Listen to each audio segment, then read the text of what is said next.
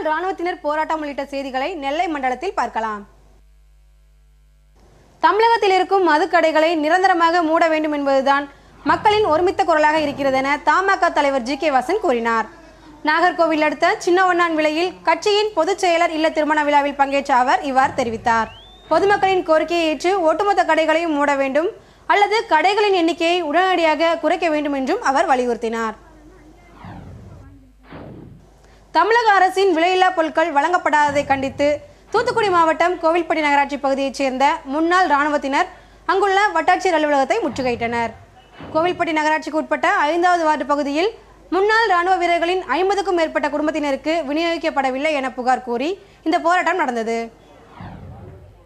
நெல்லை மாவட்டம் திசைன்விளை அருகே உள்ள புலிக்குளம் கிராமத்தில் சாலைகள் குண்டும் குழியுமாக இருப்பதாக புகார் எழுந்துள்ளது.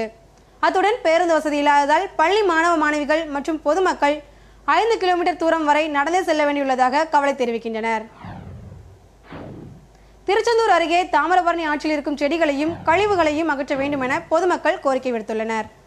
ஏரல் பகுதியில் இந்த கழிவுகளால் ஆற்று நீர் மாசுபட்டிருப்பதாகவும் ஆற்றில் குளிப்போருக்கு சரும பிரச்சனைகள் ஏற்படுவதாகவும் பொதுமக்கள் தெரிவித்தனர்.